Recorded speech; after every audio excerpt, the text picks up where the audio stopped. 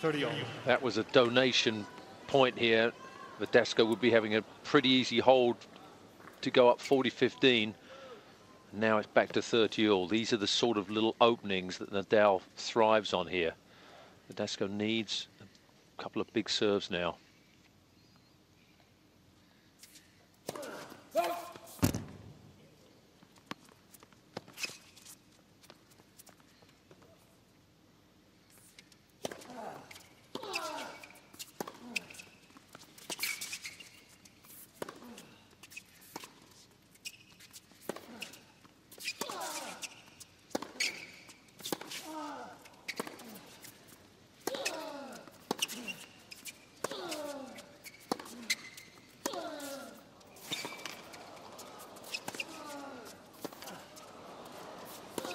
Oh, it's huge play from both men.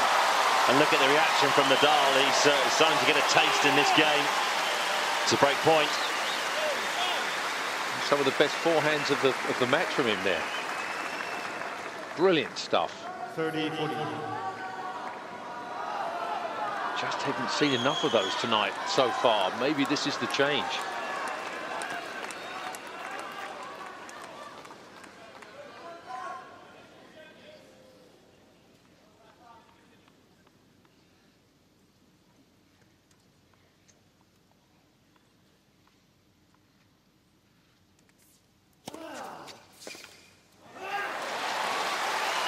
Another good response from Verdasco on a big point.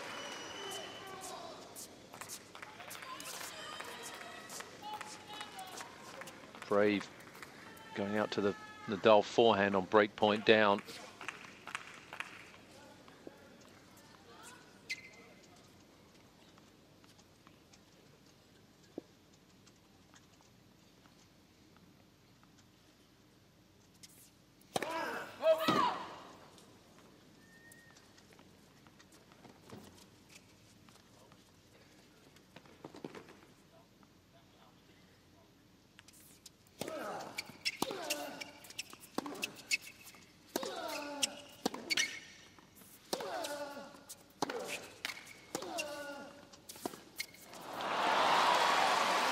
Nadal's just upping the tempo at the moment. It's getting ahead of him in the rallies. Verdasco will do well to live with this just increase of intensity from Nadal. First time as well you've seen Verdasco really gesticulate towards his corner.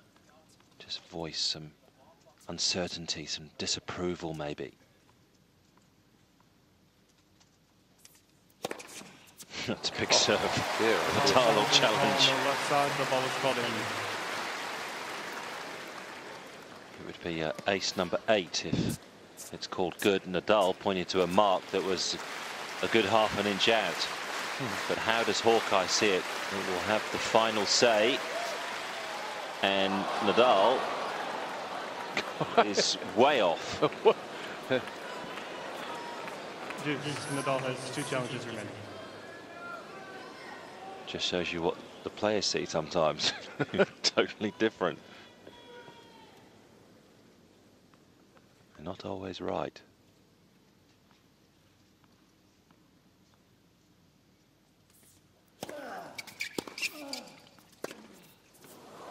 Advantage Nadal. Yeah, a little bit more juice on that ball, and Verdasco not moving his feet. Well, this game could be the difference between 1 set all or 2 sets to love for Verdasco.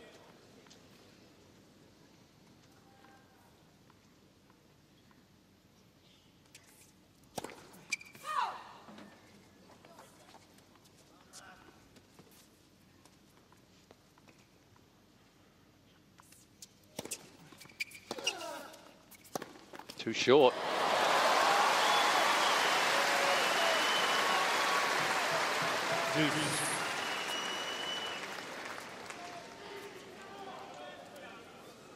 See how far Nadal is away from that, and brilliant serve. Again, that's just not getting the job done, that type of shot mid-court.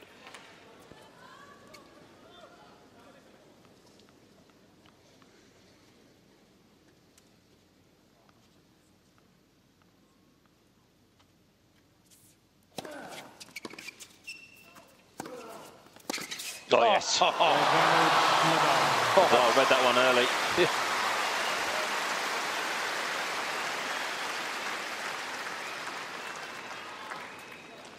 Another one of those rallies that with Nadal, looks like he's out of the point. Not quite wide enough on that approach shot. But what a passing shot. That wrap-around forehand. Fourth break point of this game. Uncle Tony liked it.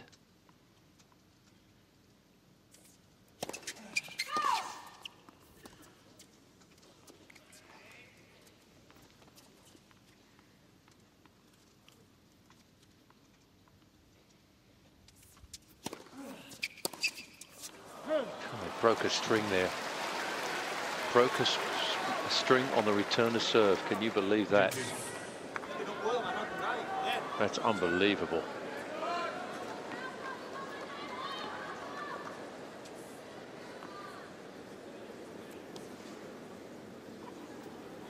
Uses a synthetic string at Nadal. It's not natural gut in there. It's slightly harder wearing, a thicker string to get more purchase on the ball.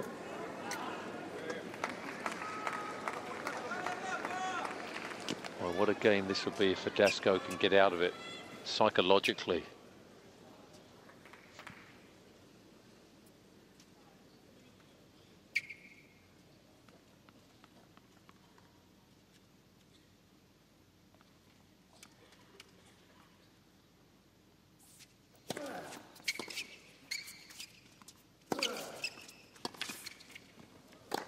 It's good spring.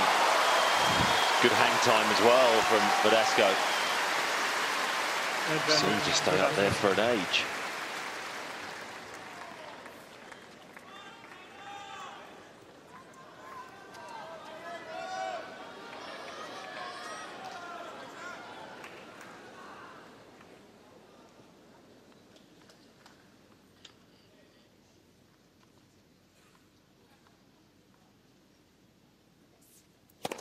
That's first serve.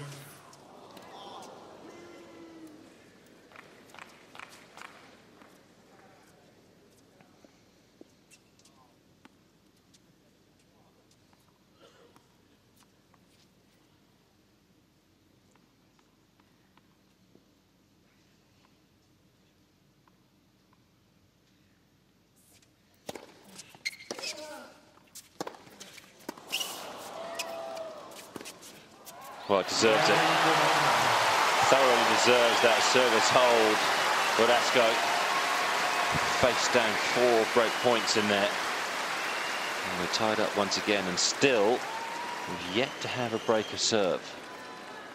4 games all.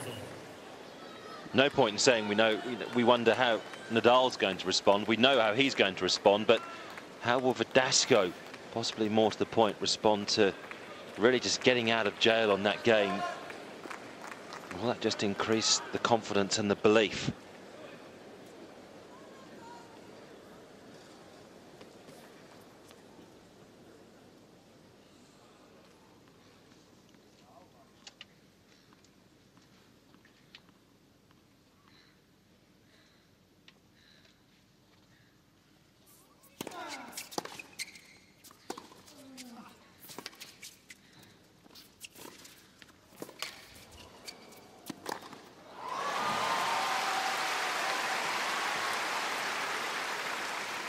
Team love.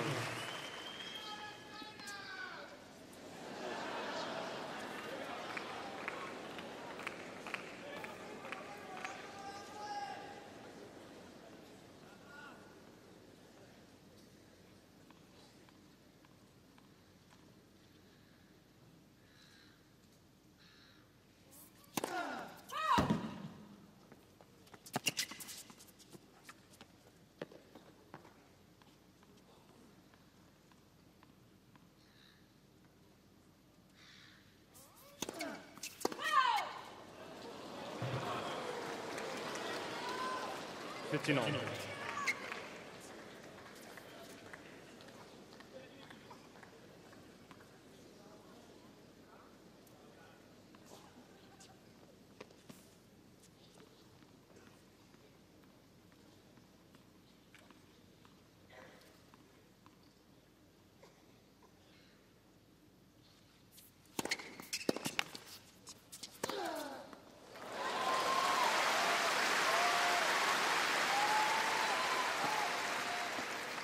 30-15.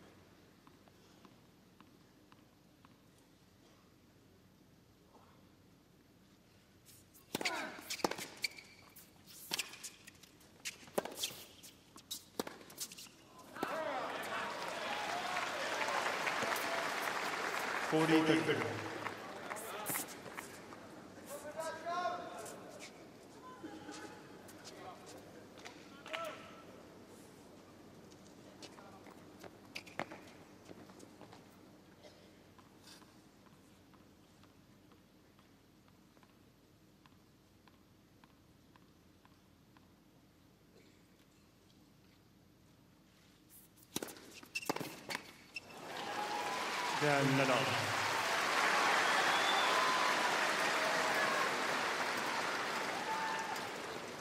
Nadal leads 5 games to 4. When you look at the, shall we say, unusual finalists we've had over the years, is this much of a surprise that Verdasco's in the semi-finals and could well take it out here? If he takes the second set, then it could get seriously interesting. It could, and no, it isn't. I mean, simply because that's why I think the Australian Open is so interesting. It's always, to me, one of the most fascinating of the Grand Slams, because it's at the beginning of the year. You never know how much the previous year has taken out of the top players. You don't know how they're going to react coming in here. You don't know who's trained the hardest, who's had enough rest. So you always get surprises here, and that makes it fun to watch, because it's the most unpredictable of the Grand Slams. It certainly has been anyway for the last, well, as many years as I can remember. If you look at some of the finalists that have got through and semi-finalists that have come from nowhere, so it makes it a very interesting Grand Slam to watch. Yeah, Songa last year, Gonzalez, Thomas Johansson, who won the title, defeated Safin in the final. That was a major surprise back then. Yeah. Peter Korda. The list goes on of people that have just made their name from the first slam of the year. Yep. Well, there was the German Schuttler against Agassi. Yep. That was forgot about him. How can I forget about that him? That one was the biggest surprise probably ever. Yeah, Arnaud Clément. Arnaud against Clément. Agassi as well. Yeah, that's right. Yeah, just people you wouldn't pick at the start of a slam to go the distance. And we all knew that Verdasco was dangerous, but we didn't think A, he was going to get past Murray, B, get past Songa, and C, be in this position against Nadal. Yeah. Some effort. A lot of people have got some newfound respect for Fernando Verdasco. This will tell us a bit more about the Spaniard. I should say older Spaniard. You just know what Nadal was thinking after he lost that previous game when he had to break points. I mean, a lot of players would think, how could I have lost that? He'll be thinking, well, I'm getting closer now. I mean, that's the kind of attitude that Nadal would have. Yeah. I'm almost there.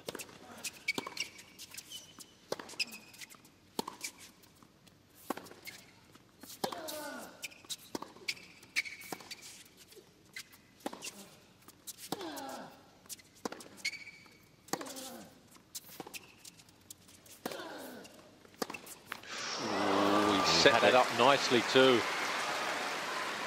Love 15. We've seen that play from Verdasco a lot tonight, where he's given that sort of opening to the forehand side and Nadal's gone for it, and then he's just gone over there and slapped a forehand cross court, and that one just didn't quite connect right.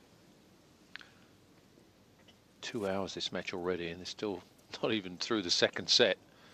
Just a bit of wildlife to be tidied up by the ball boy. Well, the crowd gave that a clap. Some people would have stepped on it and crunched it.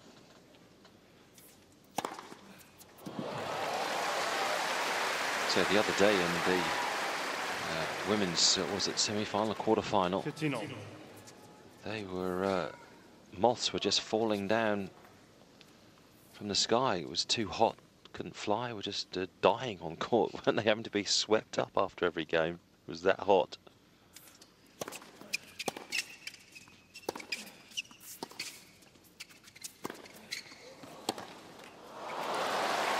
Normally Nadal at least makes you play a volley. It's a long way back though from Nadal there. And you can see how deep he is. Really deep the whole way. Look how far back he is for this shot. I mean, that's, what, 12 feet back? Not easy to pass from back there.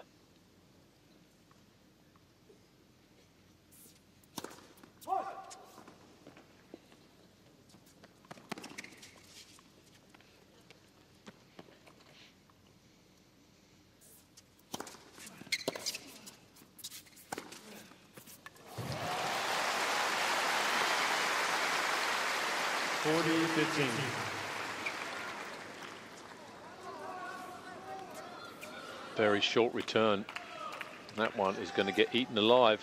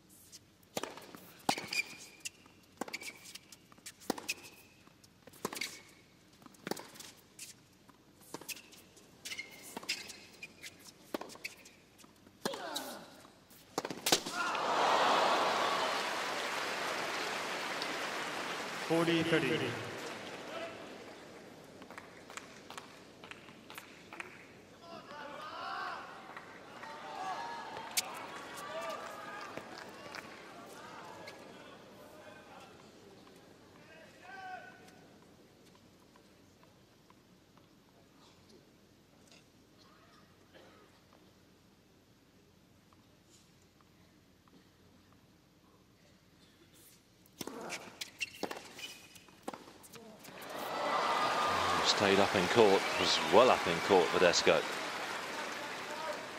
And Nadal has pulled this back to deuce, just 2 points away from levelling this semi-final.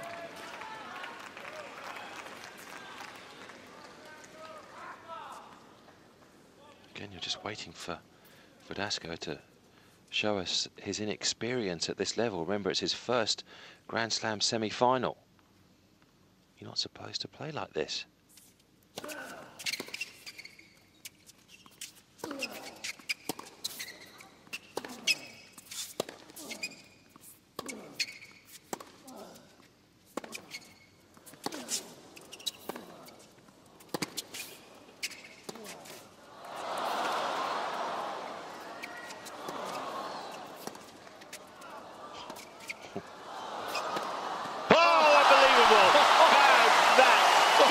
Believe that shot from Nadal.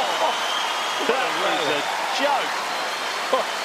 Verdasco even smiling. That was one of the best rallies of the tournament. The shot selection from both players here was just Verdasco. That backhand slice, that was absolutely brilliant. And the forehand, what a joke that was. Great stuff from both men. God. Look at that from Nadal, biceps bulging, fist pumping. Set point.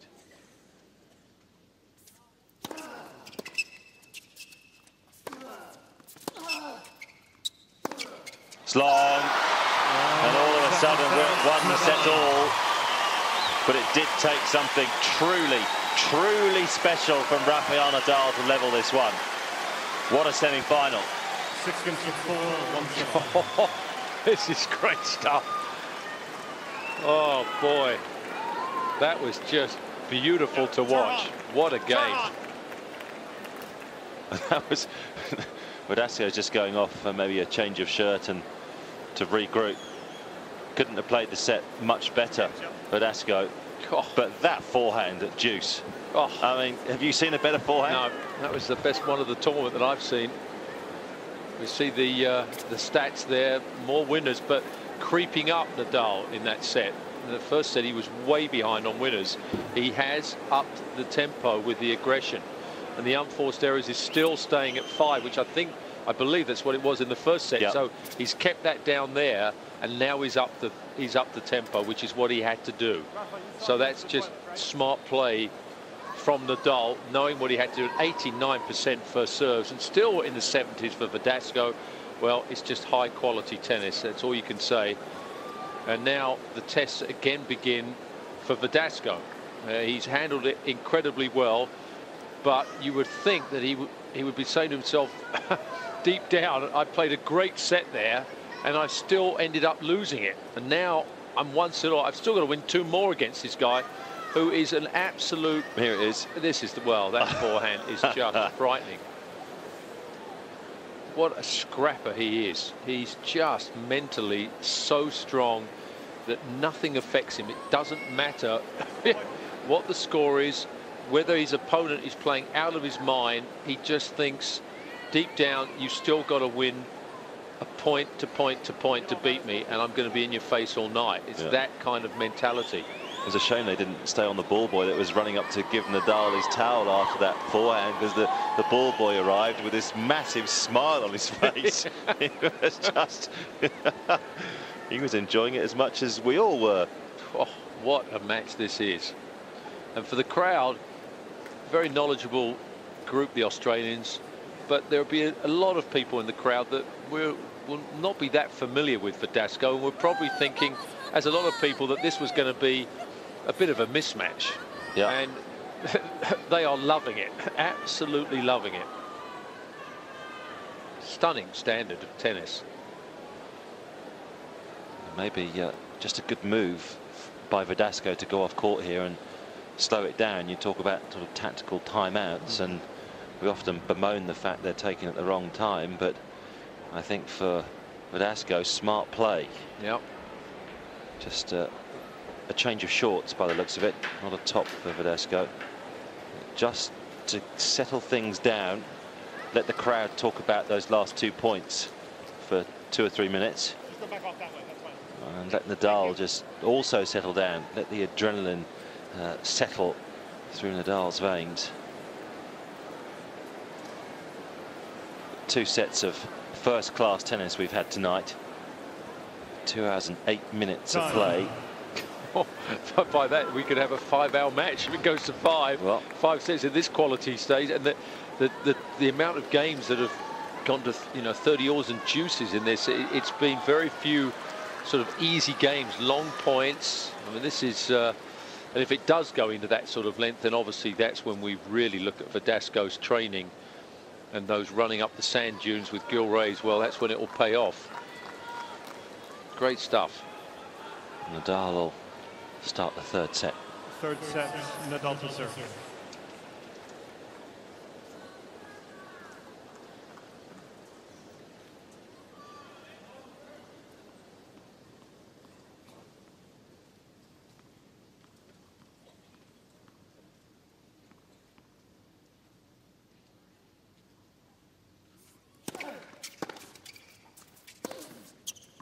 Love 15.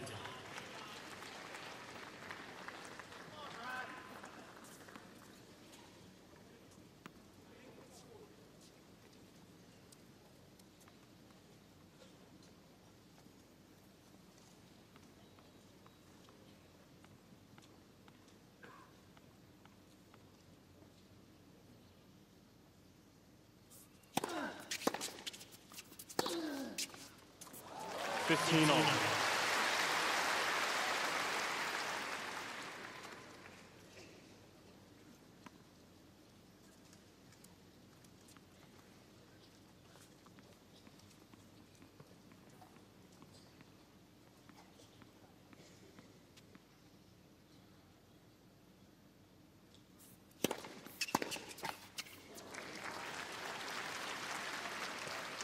Thirty.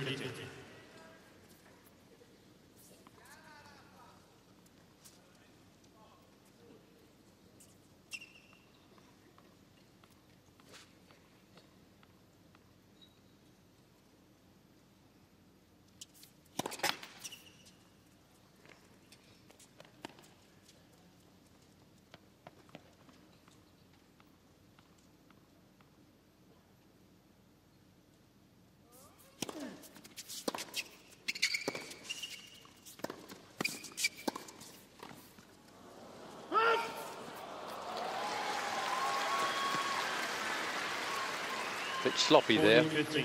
from Verdasco.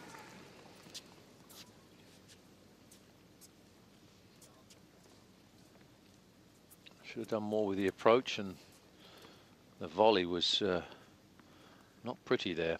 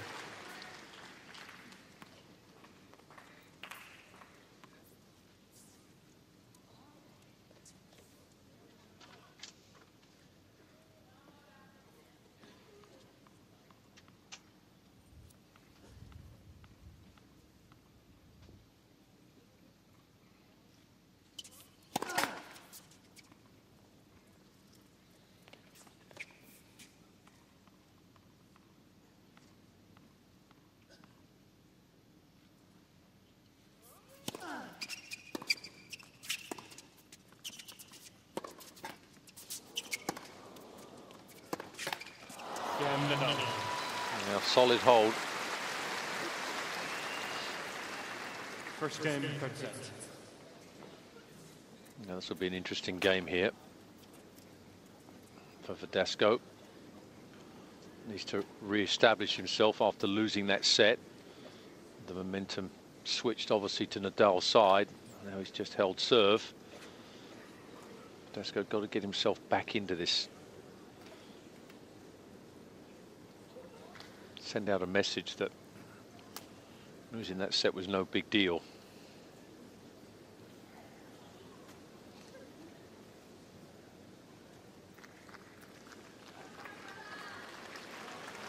No surprise that very few people have left their seats for this one. Of course, a Friday night in Melbourne, so nobody really has to go to work. Unless you're a real estate agent, to try and sell a house tomorrow.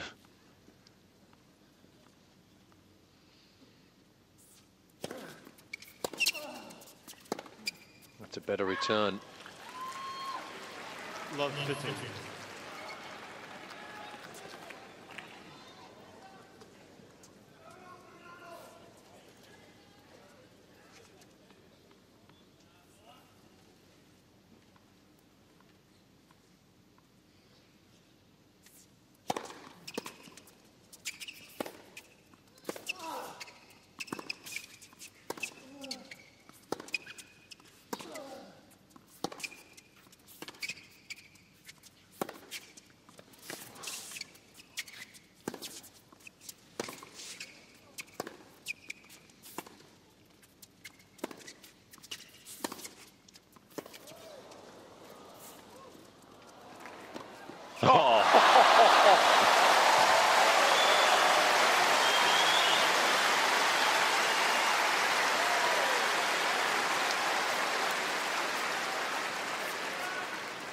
It's a gutsy point here from Verdasco. Looked like he was out of it.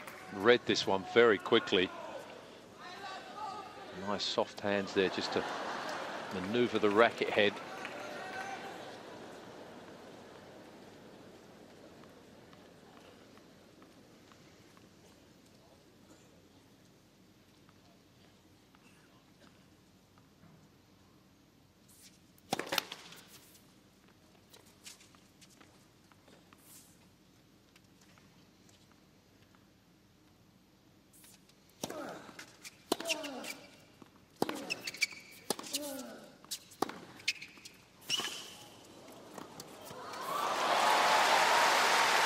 The way to keep a point short against Nadal.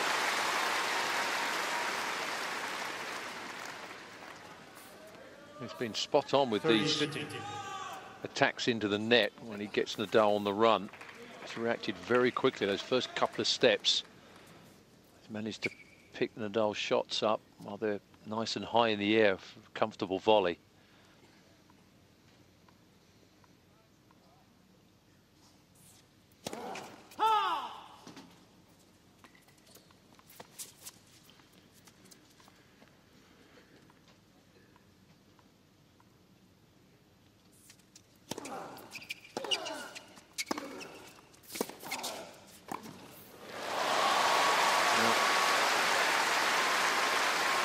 return of serve again, just a little bit short.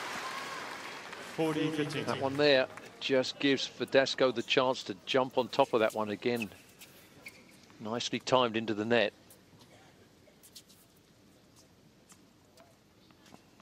Solid technique on that backhand volley.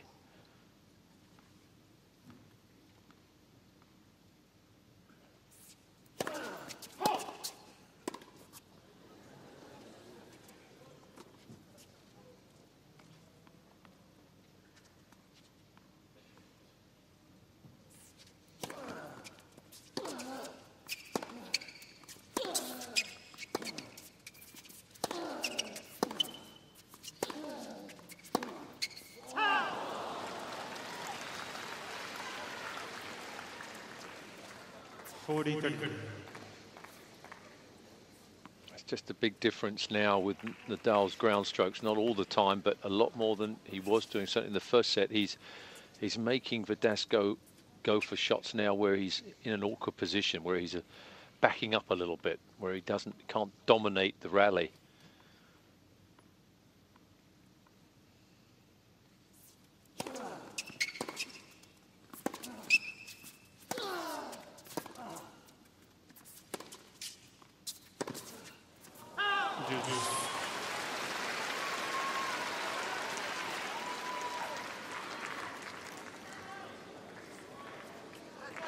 You do just start to wonder if Nadal can get an early break here. The third set might be over quite quickly. Facial expressions are just changing slightly now. A little bit, yeah, agreed. Verdasco's really just got to dig his heels in here. Believe in his shots and the way that he's played so far. Keep Nadal out of his mind if possible.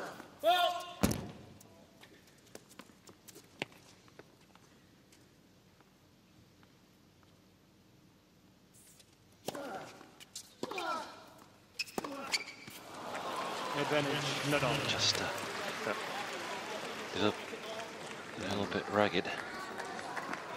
That's again something that you might be feeling it, but you don't want to be showing that to Rafa. He feeds off that.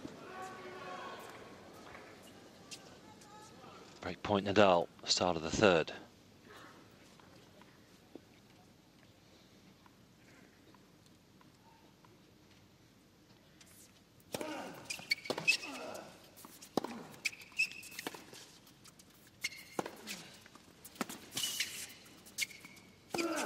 Oh, it's well played again. That's what you want to see from Verdasco.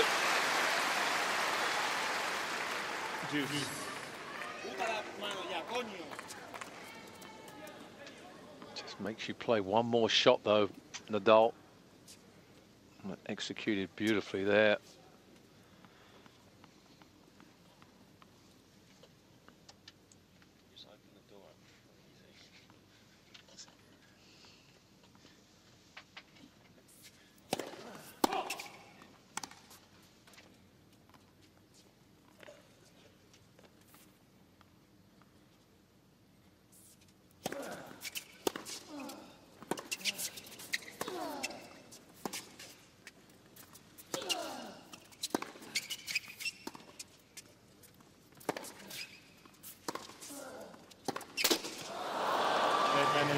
Lined it up.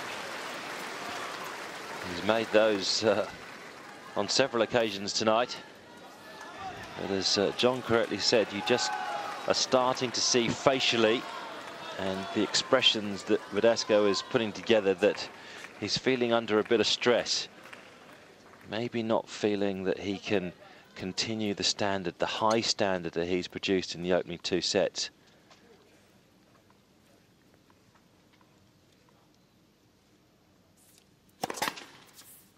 Net for serve.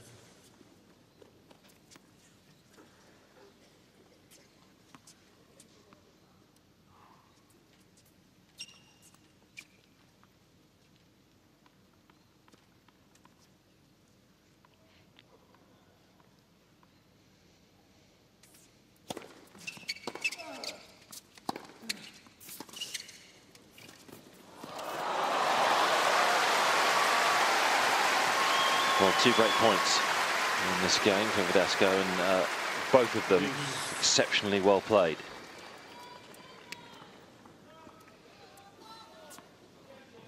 But the worry is, though, he's having to now come up with some incredible shots just to stay in this game, and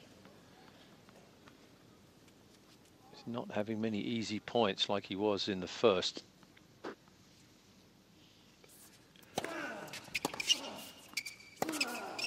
Now that's, from that range, he's been deadly tonight. Just past that service box area, and the return's not deep enough there. Oh, that one's just inside it. And he can rip it either side.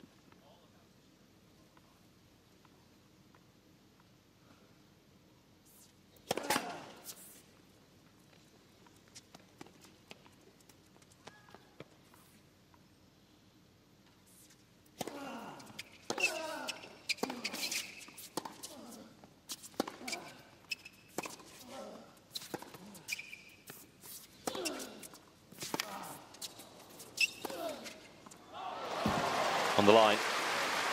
Verdasco will have a look, but I think if he appeals, he'll... I saw it good. Jake Garner saying he saw it good. I think we all did. Deuce. Yeah, inside the line.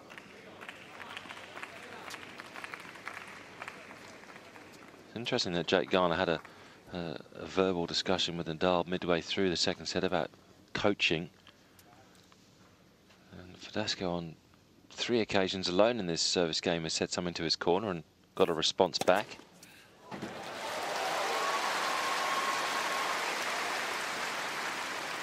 Advantage for Verdasco.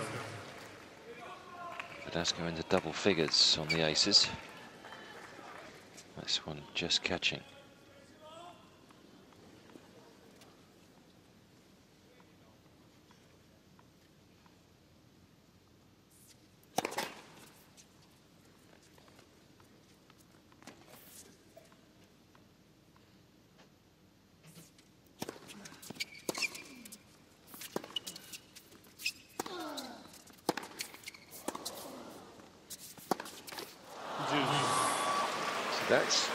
That's a little bit of a worrying sign.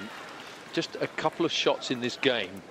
He's still in this game. He's rescued himself very well, but he's gone for a couple of shots that we didn't see in the first set and a half, where he was in control when he was aggressive. Occasionally he missed, but the last couple, it's almost like his legs are not quite there, and he's going for something that the odds are way against him making.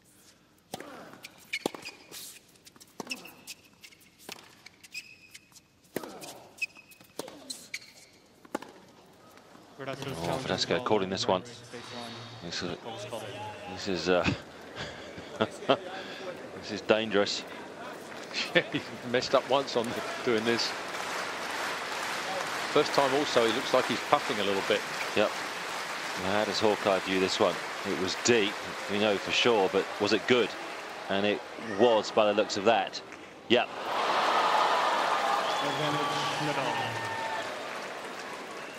Verdasco has 2 challenges. So twice in this match, Verdasco has stopped the play, gone to Hawkeye with the firm belief that the ball had gone long, and twice he's been proven to be incorrect. 3rd break point of this game for Nadal.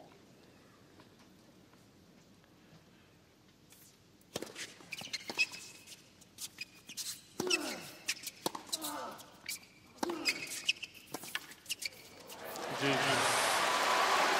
has produced his best tennis on the break points. Again, though, Nadal in that rally for me, just doing enough on that ground stroke. Got himself in he was on the back foot, didn't do enough with it.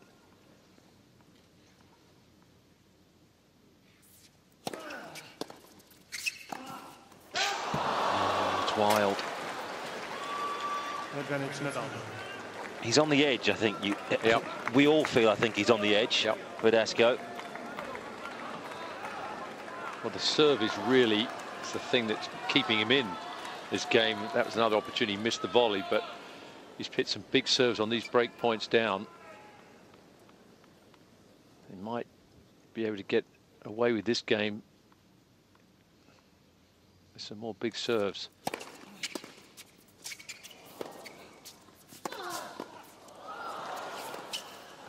Made it on the line, and Nadal breaks.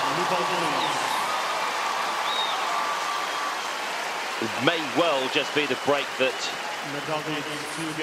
shatters the hopes of this man who's played so well up until now.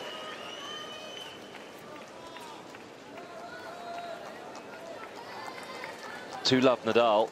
Oh, this one just curved in, was probably going out until the last moment, and then it just dropped in.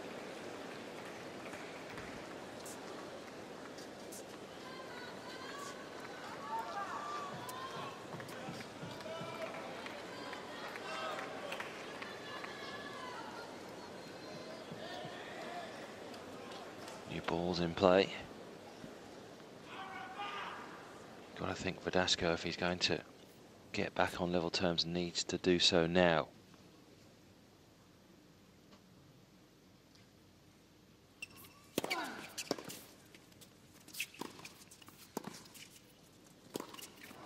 Oh, that would have been spectacular if that had gone in. Love 15. So quick.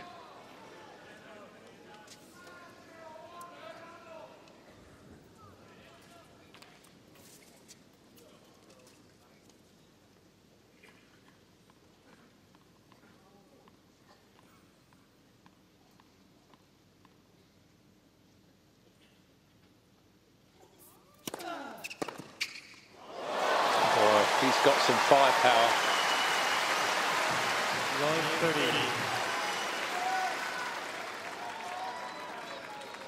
And still so dangerous because he's got the potential to hit these type of shots from anywhere.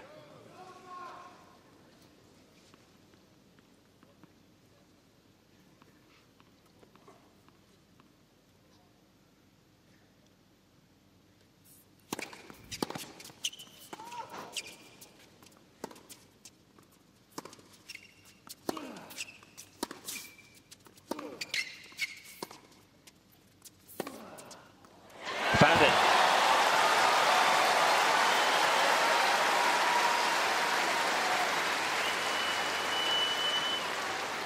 Love 40. This is the type of response that we wanted to see from Verdasco. Nadal didn't, but everybody else probably did.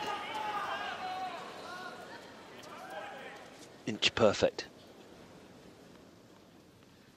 3 points to break back here for Verdasco.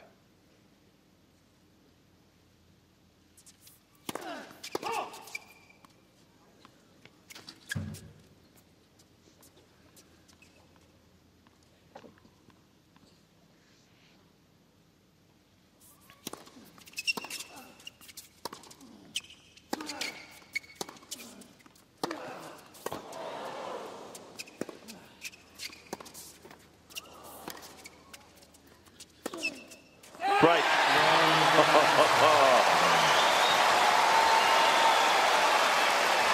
That's what you wanted to see from Verdasco.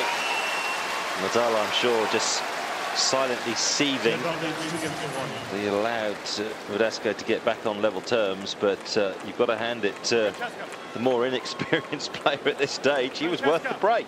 That one I couldn't see coming at all. After the two-love, I thought it looked to me like his mind was certainly wavering a bit, and Nadal being Nadal, I thought that game he would really bunker down and hold that serve, but that was really, well, two of those points were just pure brilliant from Verdasco. That really wasn't Nadal's fault. That last one was not a great forehand, but still, that's an awesome response. And there were just signs in that previous game of just, yeah, he thought he was going. Well, he's looking a little bit leggy too. He was trying to go for some shots that were just way off the court with not much chance of success, and that's normally a sign when someone legs start to go, they start taking unnecessary risks because they just feel that they can't stay out there for the long rallies. But then what a response in that last game, and he's still got that firepower where you can't count him out because he can just string winners together. And that was one of his best games of the whole match. Fabulous match. Yeah, absolutely. Hopefully the women's final tomorrow will provide us with the same sort of fare. We'll have that live for you on the red button tomorrow morning at 8:30. 7:30 here at night is normal here in Melbourne. The first time the women's final has been played under the lights at the Rod Laver Arena. Should be a special atmosphere. There's Roger Federer, firmly tucked up in bed right now, and no doubt enjoying this one as much as we are, and everybody else here on Rod Laver. It's been a surprisingly close semi-final.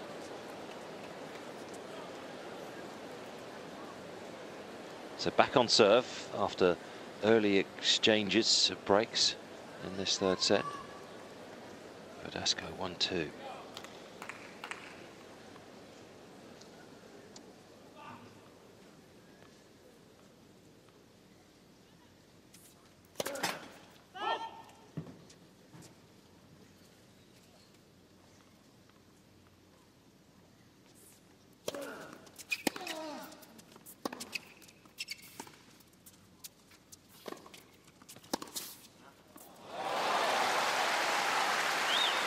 Love 15.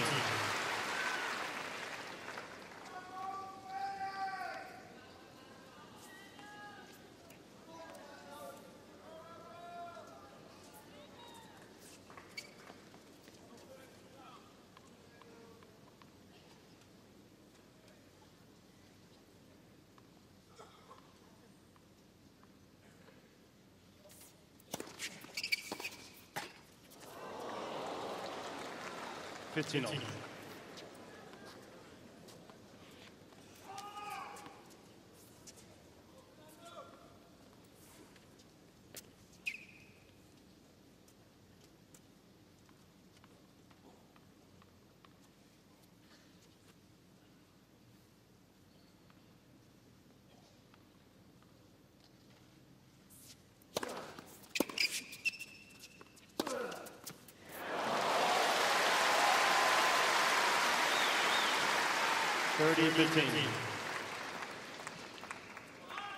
Just more examples. The pace he can get off that forehand, and you. That's With Verdasco's forehand, you wouldn't really hear talk about it being sort of in the top 5, even possibly top 10 weapons on the tour. But I think after watching him during this tournament, you'd have to put him in the top 5 in that category of the forehand side. 40-15.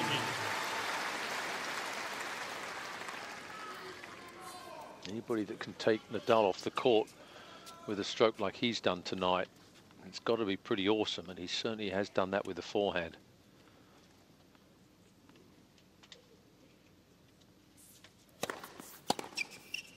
Easy hold. Very impressive.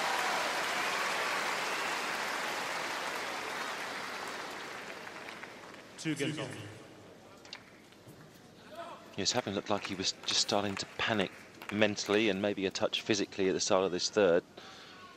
Verdasco's found some renewed vigour out here. The mental state of his game as well has just come back to him. He's firmed up in that area as well.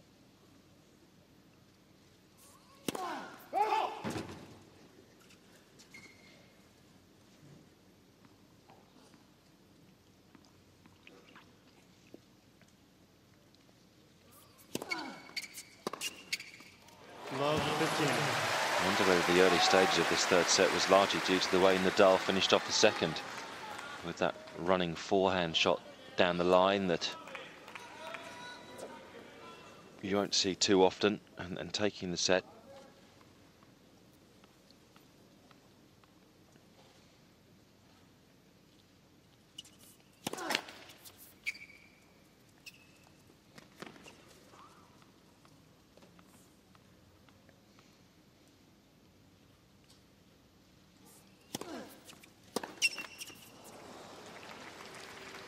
15 all. Verdasco now has hit a staggering 53 winners.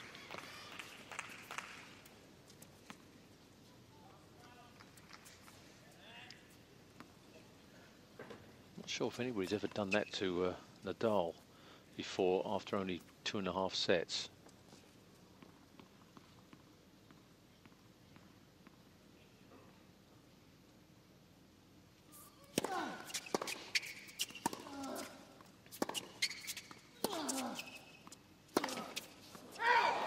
Got away with it. That was that nothing shot from Nadal that sat. 30-15.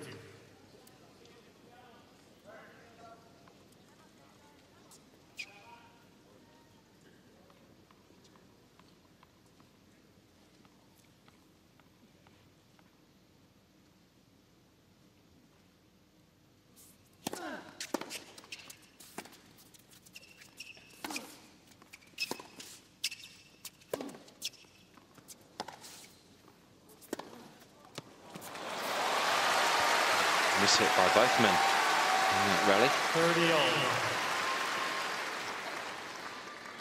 Unfortunately, Nadal's miss hit landed very short. This one here. And that one very easy. Verdasco to get on top of. Now a little opening here at 30 all.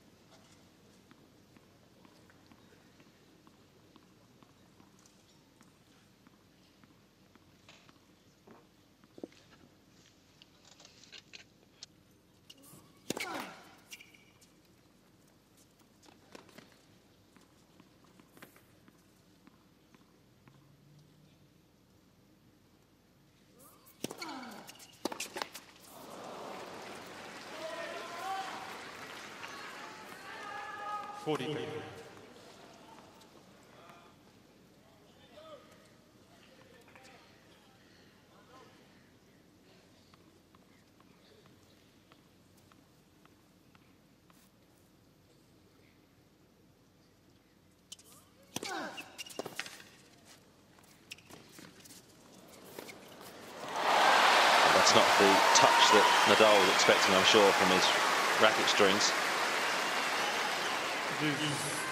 Verdasco quickly onto it. Hasn't hit this shot very well tonight, the drop shot. Verdasco has been able to read them all. He missed a couple when he just pushed them wide, but he's also made 3 or 4 winners from that shot. That was a bit of a gift.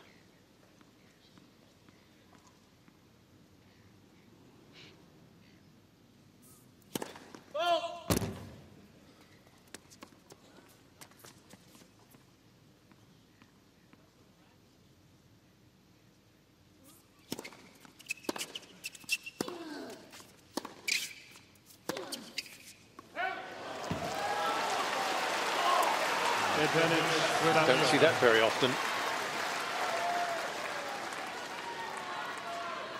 Well, having sprung out to an early lead, Nadal at the beginning of the third, 2-love. Verdasco potentially on a bit of a roll right now.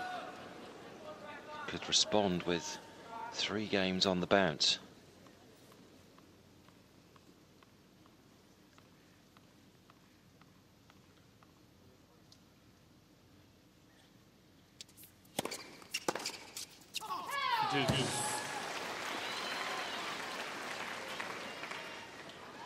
Certainly had a chance there.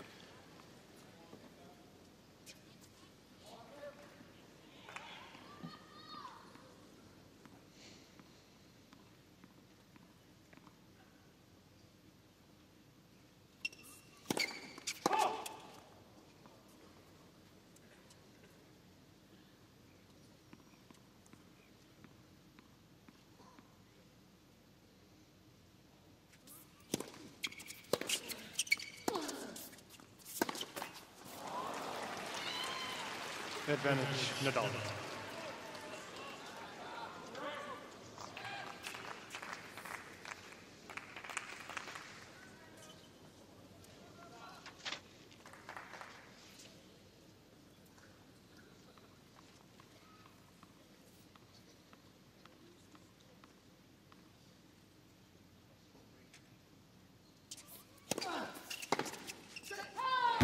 Nadal.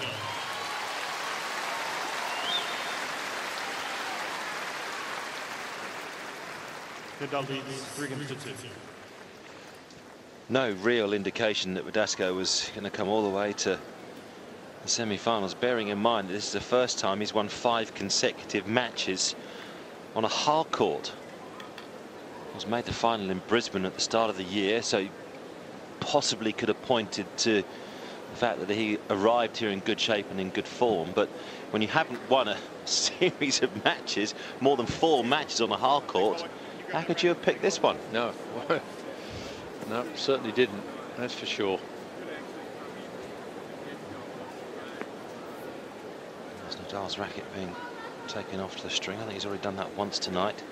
It'll take about 20 minutes. The stringer or stringers, which are just underneath this stadium court, will no doubt have Nadal's tensions already in their little books, or fully aware of the way that Nadal likes his rackets to be produced, strung.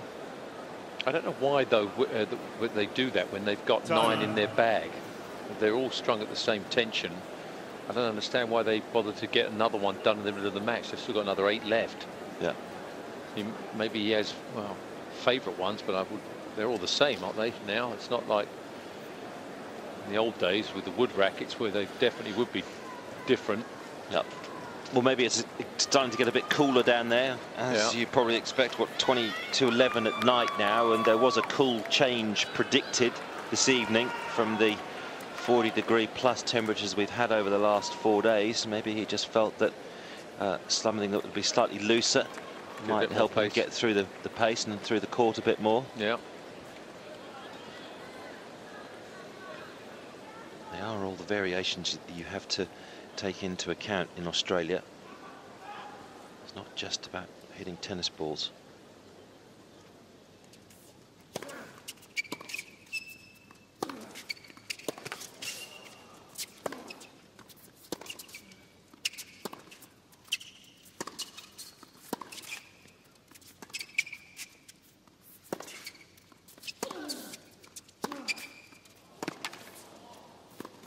Oh, what a pity. Love fitting. Just must be a nightmare, though, to play Nadal. And he just gets every ball back, and you just got to hit another one. Bit casual, not a very good volley there. Missed it by a long way. Didn't have his head level with the ball there. That was a bit of a lazy shot.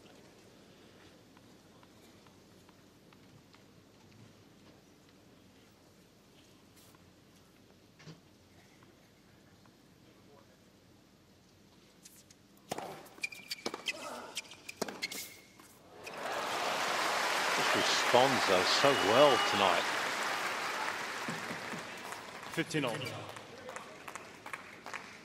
That was a big point, and he just made that forehand look so easy, and it was not.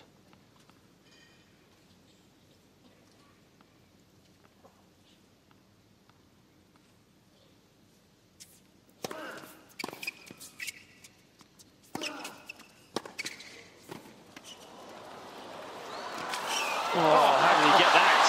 How did he get that? I don't think Verdasco thought he was going to get that. I think when he saw him chasing for it, I think he thought he wasn't going to get it, and he was a bit casual. Didn't close and cut the angle off there. What speed? That's a joke. Huge point here right now.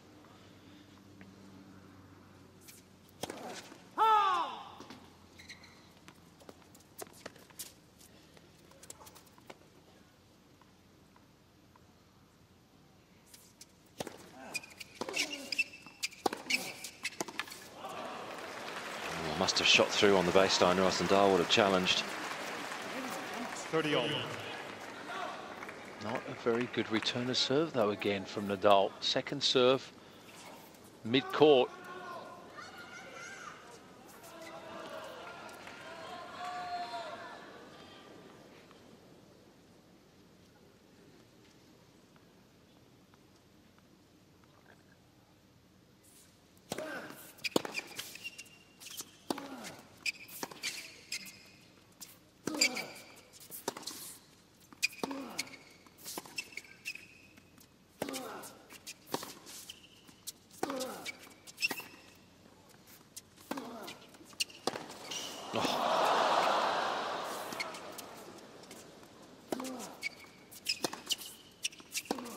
It's remarkable, truly remarkable play, and no surprise that Verdasco is frustrated. Probably against anybody else in the game, he'd have won that point halfway through the rally. Nadal just kept putting the ball back, retrieving, and extracted the error.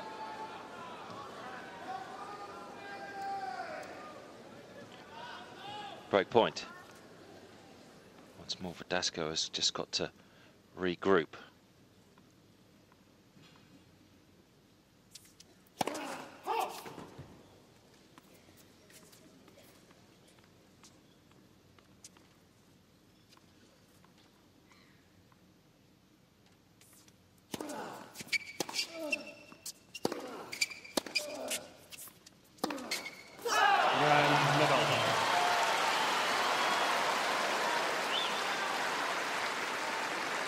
Nadal leads 4 games to 2. Second time Nadal has broken in this set. Verdasco on the previous occasion broke straight back to love. Somehow Verdasco's got to find a way to respond again in similar fashion. Oh, the defense of Rafael Nadal in that game, some of the shots he got back were just remarkable.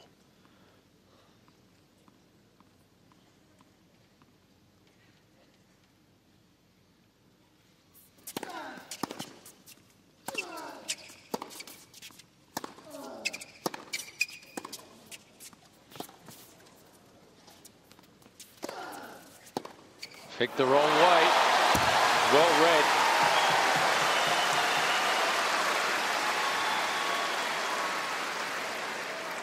Love 15. Nadal wary of that forehand. Went off to the backhand.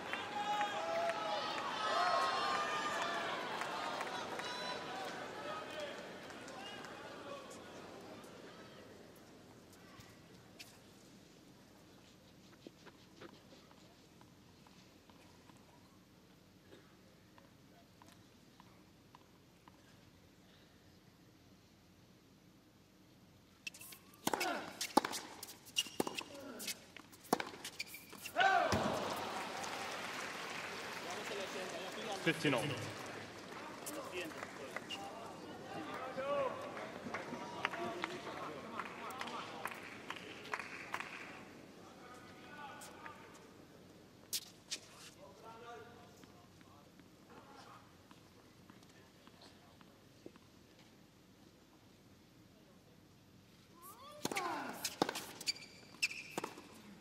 Yeah, too good, that one.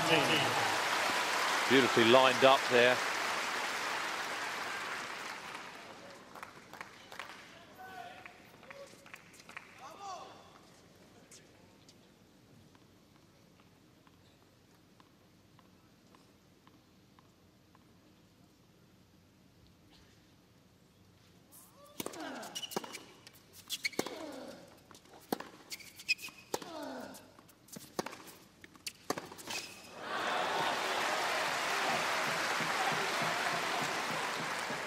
$30.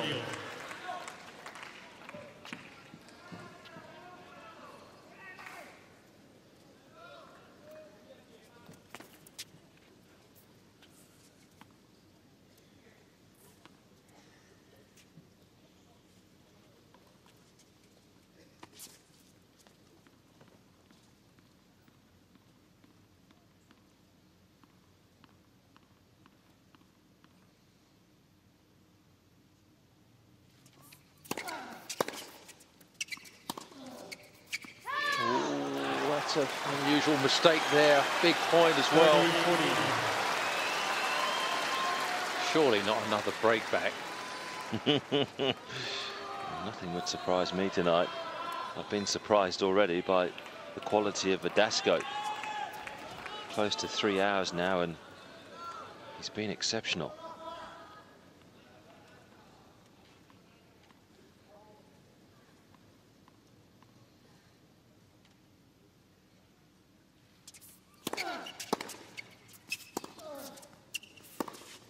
It is a break back. How's that? just when you think Rafael Nadal is starting to take control, Fernando Verdasco just hits back and reminds you he's still alive in this semi-final. Back on serve in the third. Now we're getting to the business end of the set as well, and it's a worry for Nadal with that break that he just lost again. We've seen time and time again in this match how capable Verdasco is of stringing winners together. He's a dangerous man, and that whole break sort of stemmed really from that first point that Nadal should have won, where he had the easy put away and went back to the same place where Verdasco was standing, and that sort of set the tone for the game.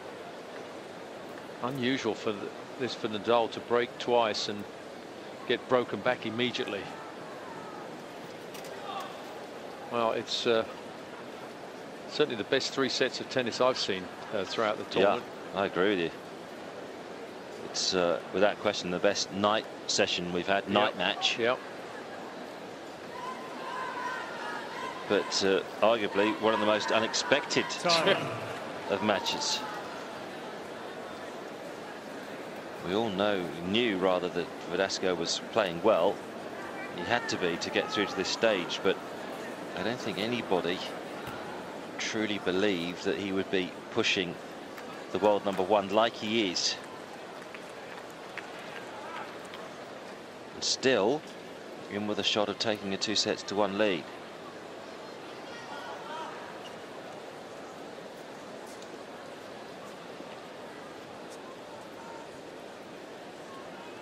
So the winner to face Roger Federer will have the men's final live for you Sunday morning on the BBC, 8:30 in the morning.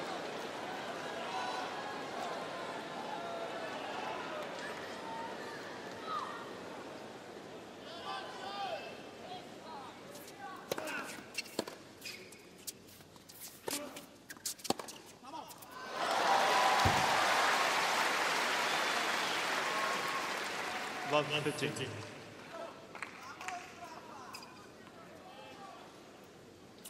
That was sort of almost a mirror image of the first point on the previous game, when Verdasco there looked like he was going to win that point and went back to where Nadal was standing.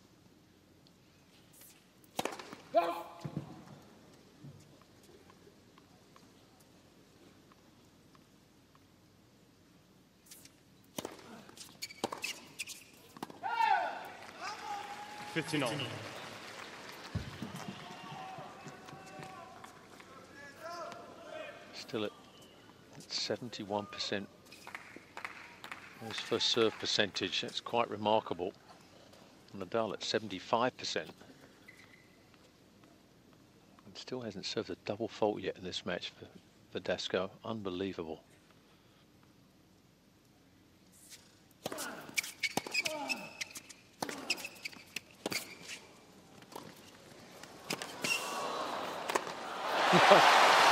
He didn't need to take it, did he? Just wanted to bury that ball.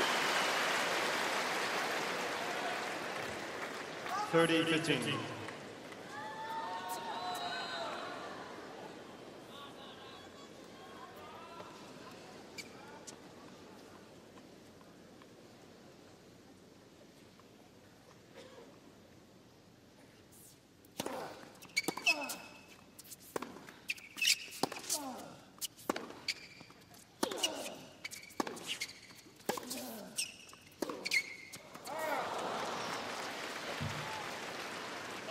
I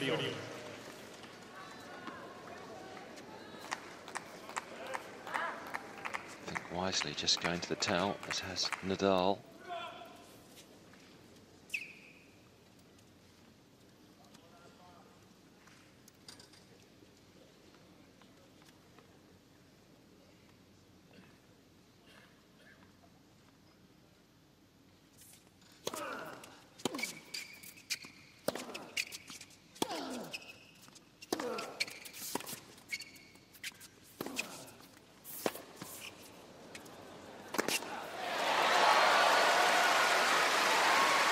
Nadal again just drifting a long way back now behind the baseline again. He's getting back into that sort of mode of not doing much with the ground strokes again, letting Verdasco take over in the rallies.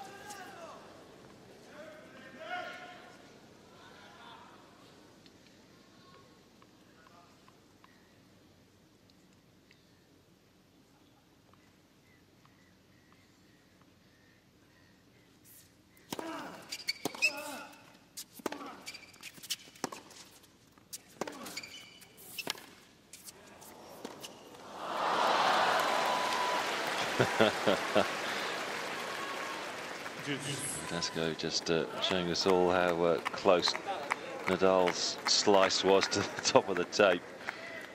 Look at this, skimmed, stayed very low.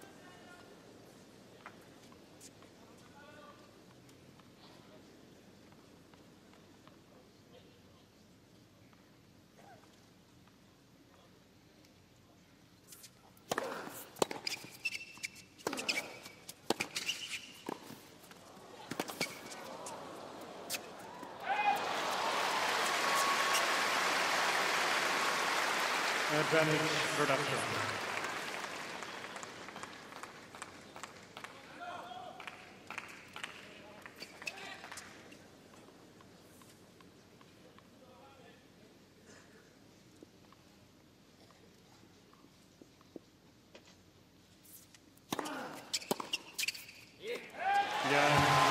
Good hold. Levels up the scoreline in the third set. Fork and phone. Remember, these two had met 6 times before, and Nadal had won on every occasion. He'd only dropped the one set, and that was on the grass of Queen's Club back in 2006. All the other matches had been comprehensive victories for Nadal. Never dropped more than 4 games in a set. One love set, one 6-1 set, 6-2, several 6-2 sets for Nadal.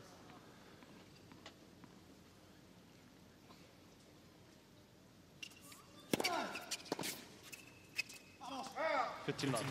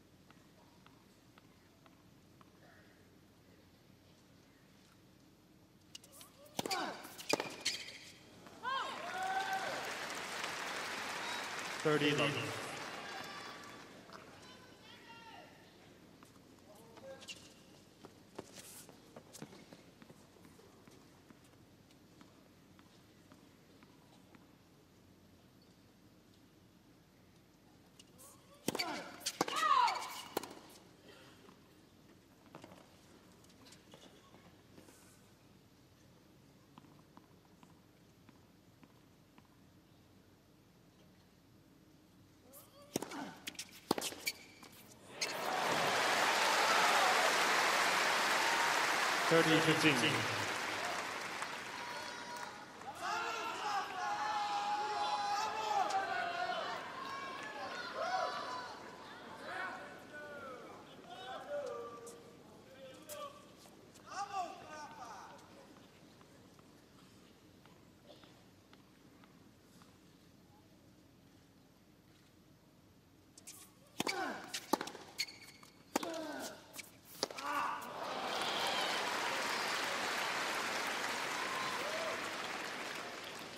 $40-15. Nice attacking forehand there from Nadal.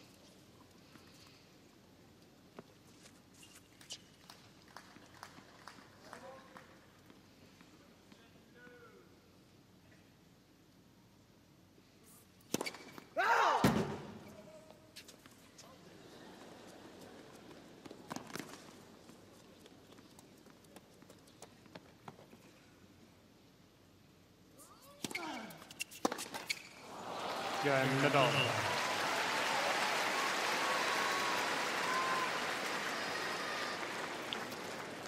Nadal leads 5 games to 4.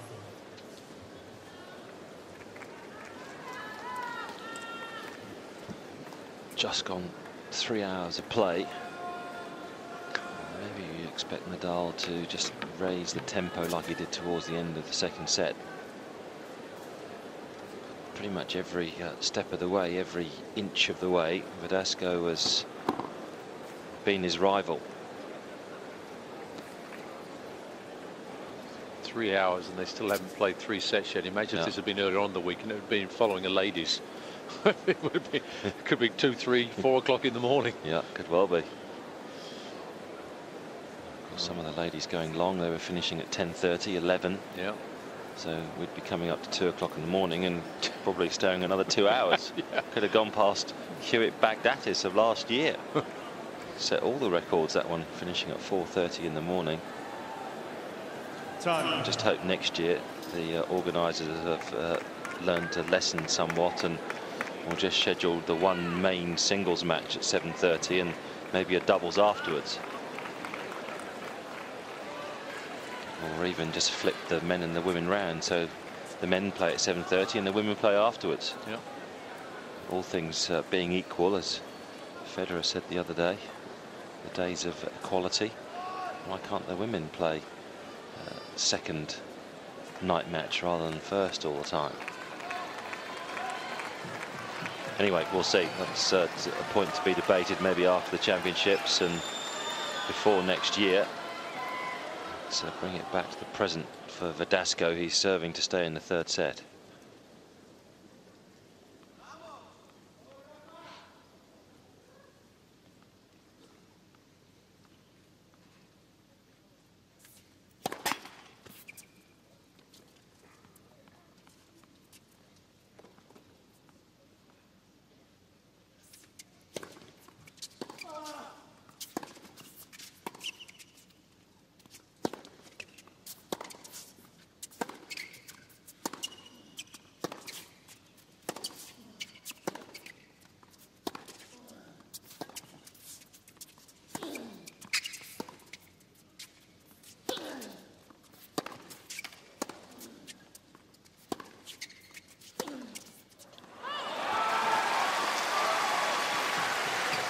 Some good 15 on. defensive play then from Verdasco. A couple of times there, Nadal really putting some extra juice on the ground strokes, and he held his ground really well.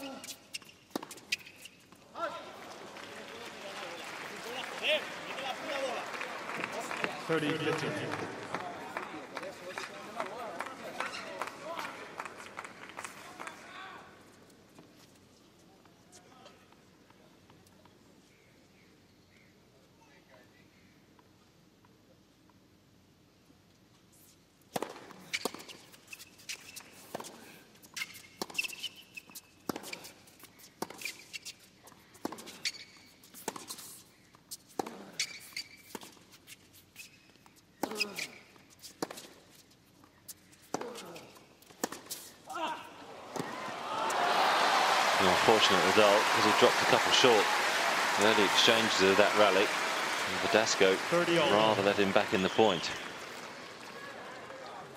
Just this one here, you open up the angle if you don't hit a winner. That's what happened. Now, slight opening for Nadal.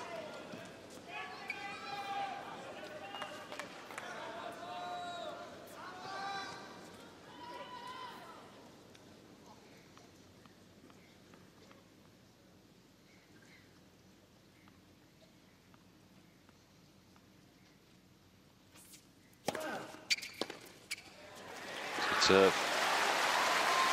Found the sideline. 40-30.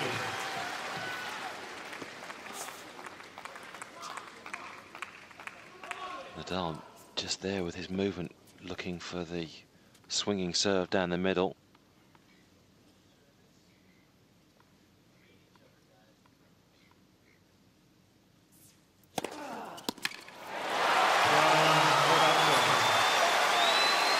Didn't flinch, did he, at 30 all? Didn't even seem to think that he was 2 points away from losing that third set. Looks like he has total confidence in his serve. Gets himself out of trouble again with two big serves. Now the pressure switches.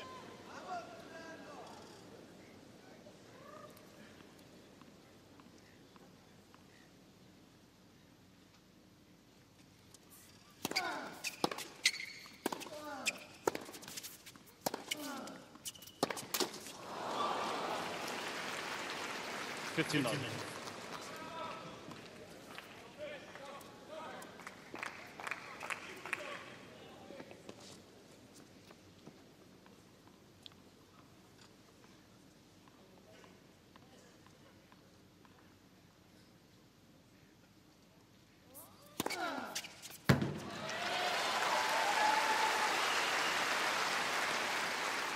$30.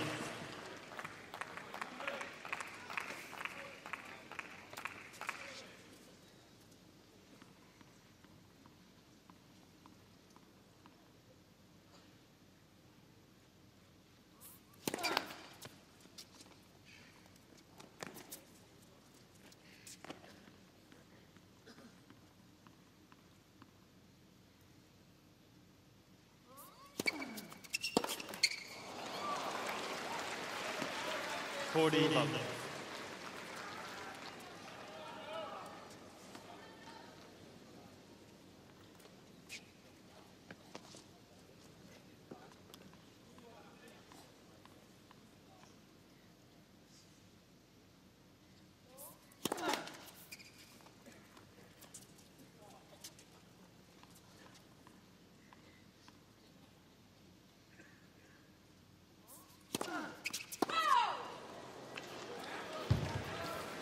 The second double fault from Nadal.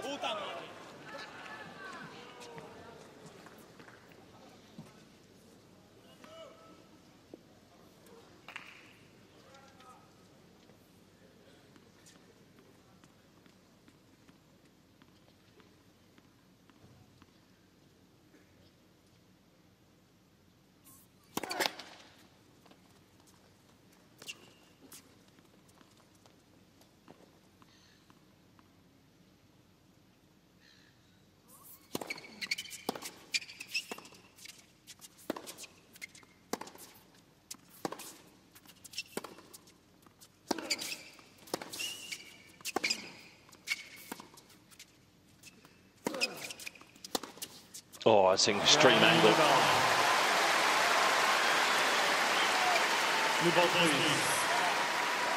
Nadal holds for a 6-5 lead.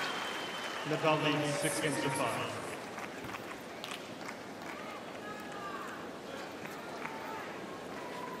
Verdasco's had a busy championship, made the quarterfinals of doubles with Davis Cup teammate Feliciano Lopez. So he's played a lot of tennis over the last 10 days or so. And as we've already said, this is the furthest he's ever gone by a long way in a Grand Slam. But has looked the part.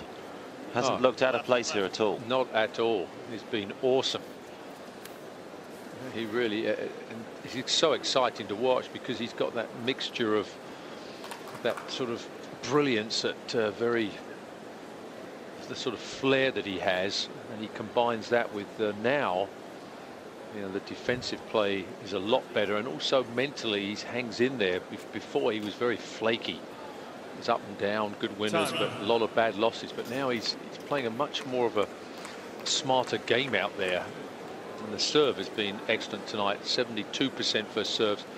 He's got to keep that percentage up, though, because it's setting himself up for the second shot where he can take command of the rally. If that percentage starts dropping and he starts giving Rafa a few more second serves to work on, then things may switch around. But even when he's looked a bit suspect, the serve has got him out of trouble. But once again, he's under pressure, being a game down in this set.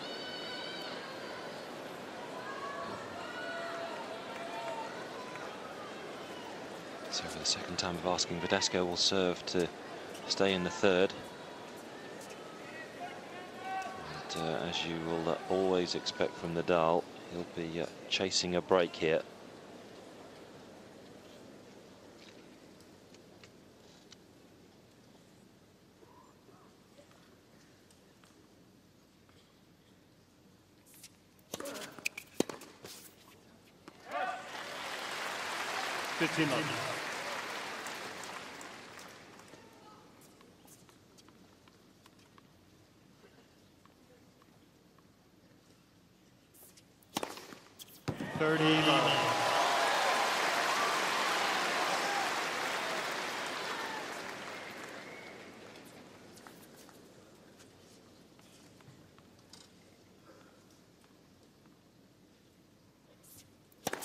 Nets from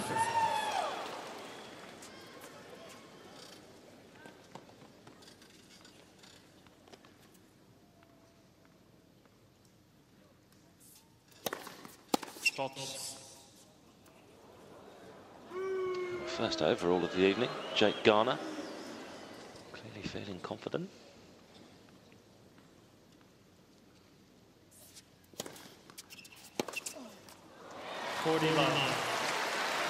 Looks like we're heading into a tiebreak.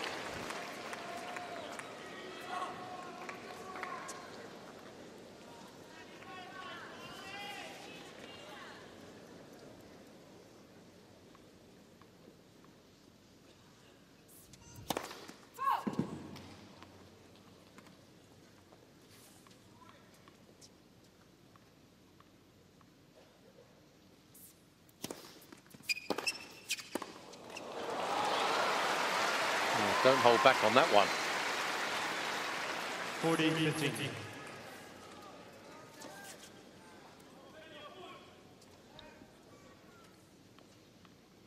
Got to keep concentrating here, Verdasco, even at 40-15 with Nadal.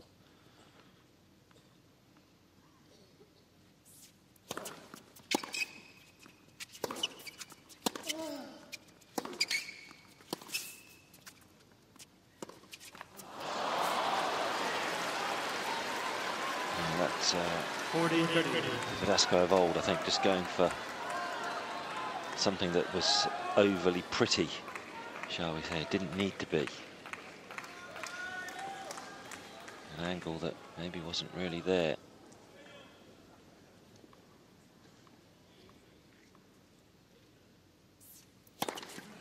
Oh.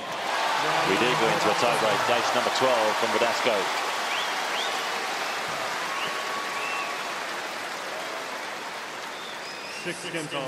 This is where Verdasco is truly dangerous.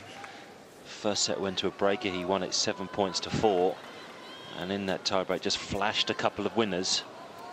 And that is what Nadal will have to be wary of. That from nowhere, Verdasco can just uncork some winners, and in a tiebreak, it can be lethal.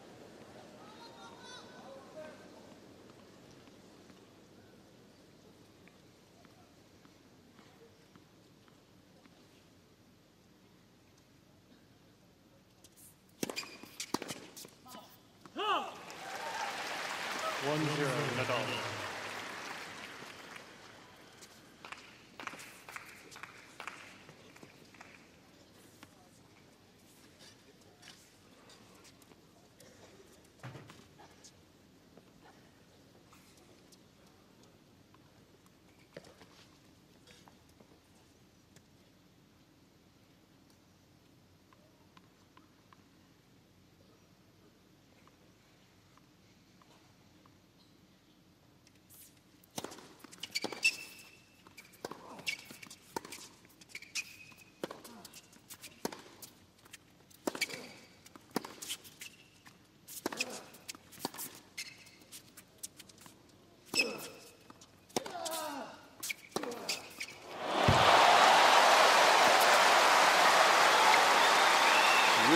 struggled tonight, Nadal, to get away from that forehand side.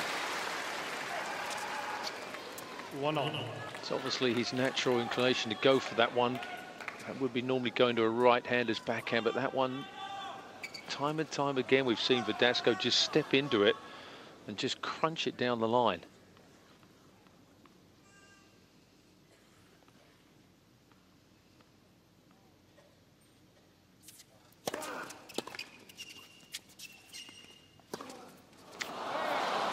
That's what Nadal was hoping for. Free error, really, from Verdasco's racket.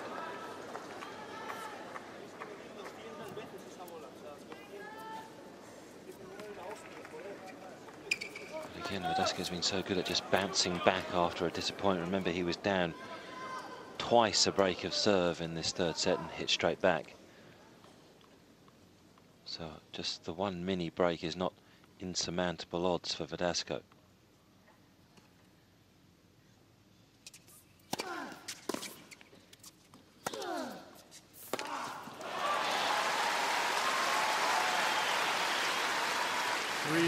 Nadal.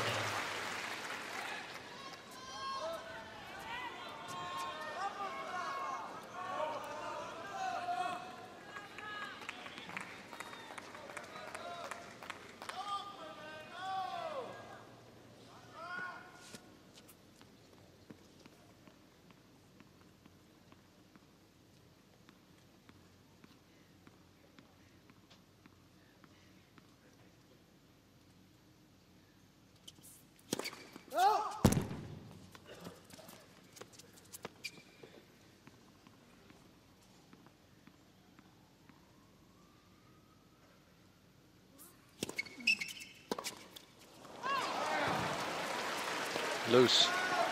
4-1, Nadal.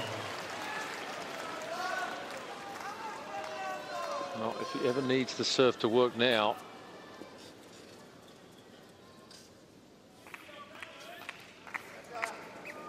this is the time. He's got to get this one going at 1-4. It's only a mini break, but really needs both these points.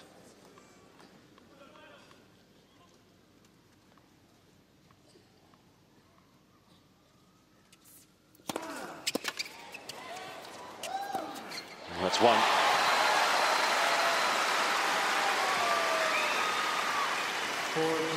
Nadal.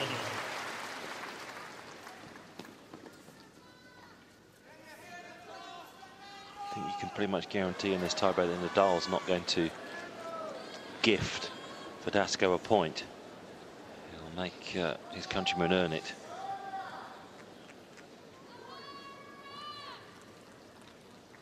It's been an animated Verdasco corner tonight, hasn't it?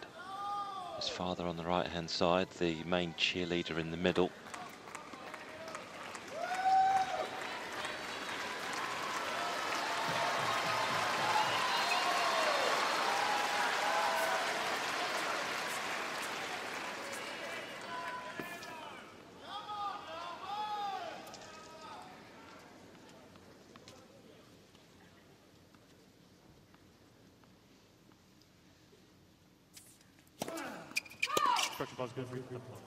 Oh, Jake Garner again getting involved. Wonder if Nadal is going to challenge? No, he won't. Yeah, it was good. First serve.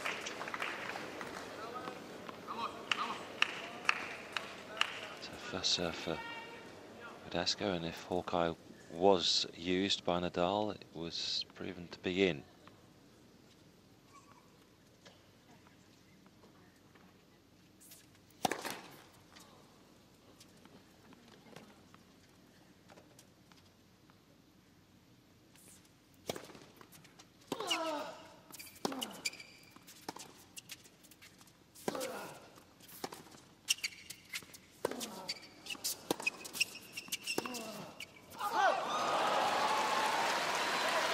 Spraying the ball again. 5-2, Nadal. Not a good tiebreaker so far from Verdasco.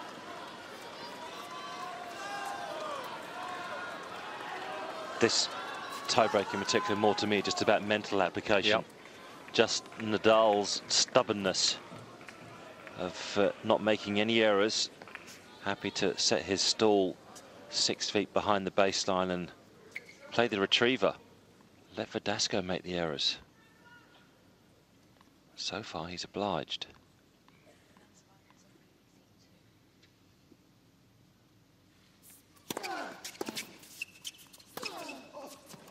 Oh, brilliant, brilliant.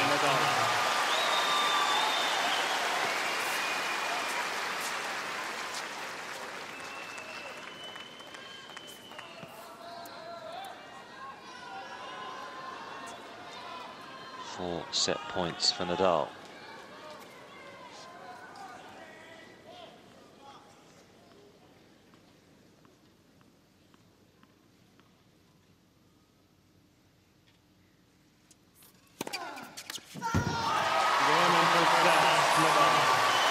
Nadal into double figures in the aces and into a 2-1 lead. Another enthralling set of tennis goes the way of the world number one. Nadal just quickly going for a break. The balls are on that side. Now again, you just look at Verdasco and wonder, particularly when you go to that shot, how he's going to come back at Nadal. Well, that's exactly right. Almost 3.5 hours now of tennis. And this type of quality, if you just look at that last set, the winners again from Verdasco very high, but for the first time he's made more unforced errors than winners, which is not a good sign. 11 for Nadal, a few more than he has in the other sets, but 7 unforced errors, very consistent in that regard. Still keeping the first serve percentage up very well there for Verdasco. Verdasco just basically fell off in the tiebreaker. Until then, he had the right combination of being aggressive and being steady. Just fell apart in that tiebreaker, and he just isn't used to being in this type of position in the semi-finals of a Grand Slam, playing a match of this length against a player of this quality. And to be able to sustain the sort of attacks that he's been doing without having letdowns just proved a little bit too much just at the end of the set in the tiebreaker, but that's all it would take. And Nadal is just ready, always ready to pick up the pieces. Played a very good tiebreaker himself. So now, you know, the old questions again with Verdasco.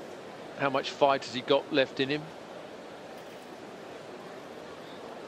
Has he got the stamina?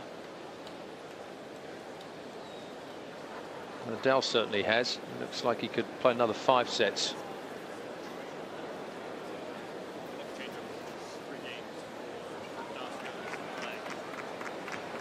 Wow, gone for the apple there.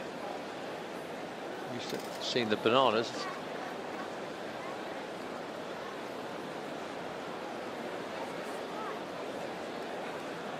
Time. Well, not too much body fat there.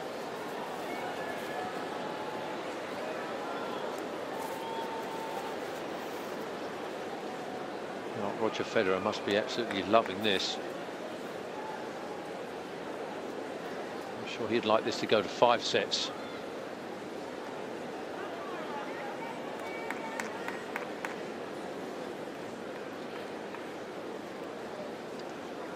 Great semi-finals, though.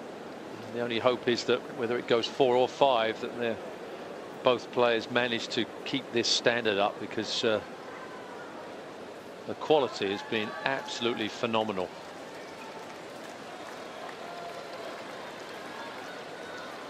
At least Verdasco Fourth set. can open up the serving in the 4th set and not have to be chasing the set as he was in the last one.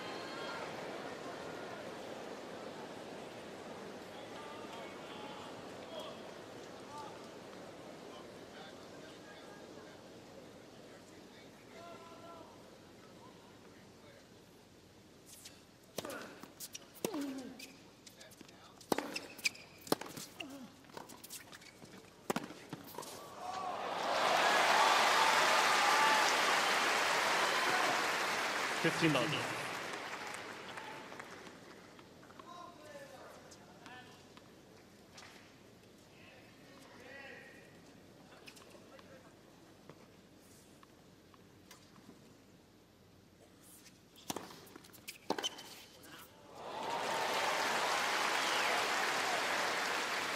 $15 all.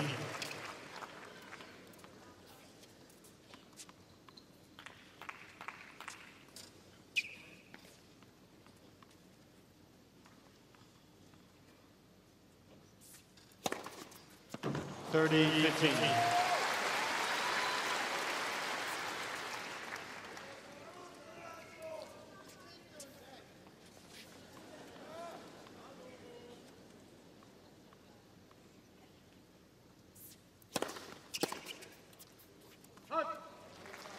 $40-15.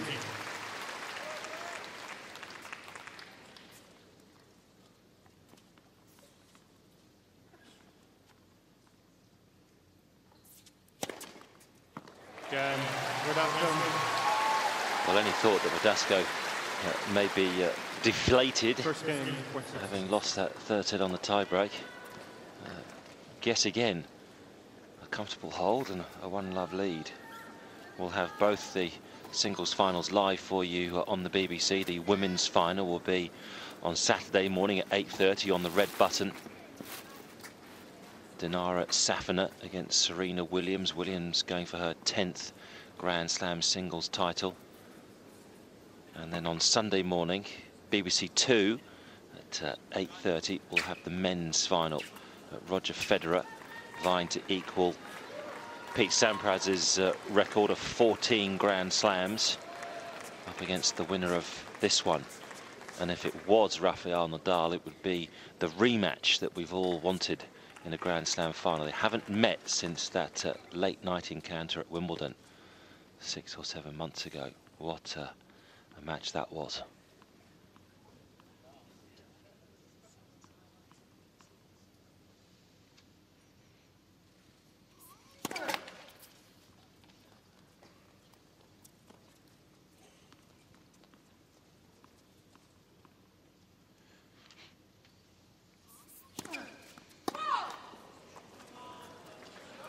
We'll also have highlights of the women's final on BBC One at 1 o'clock tomorrow afternoon, just in case you're already occupied on Saturday morning.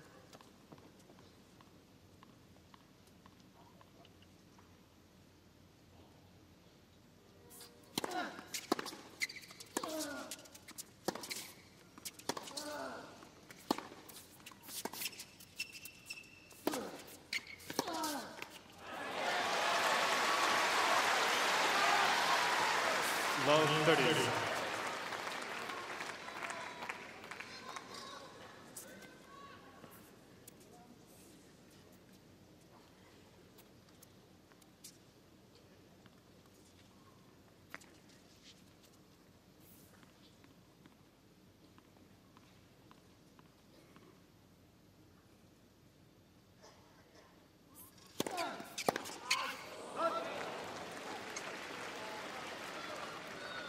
$15-10.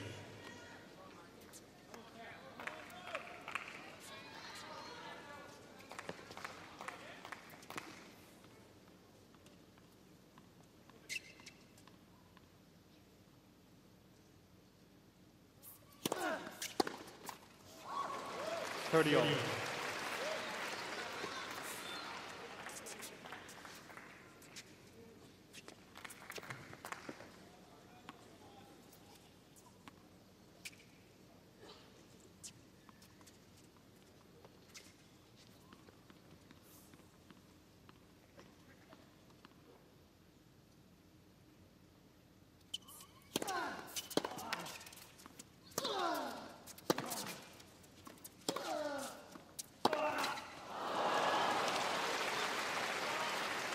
$40-30.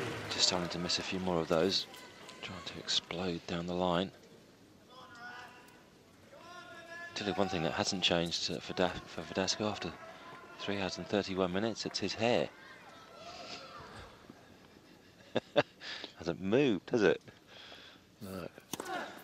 Again, nadal. Nadal equals up early stage of the fourth. 1 game off. Temperatures that thankfully predicted to drop overnight, a westerly change coming across Victoria, being forecast around 30.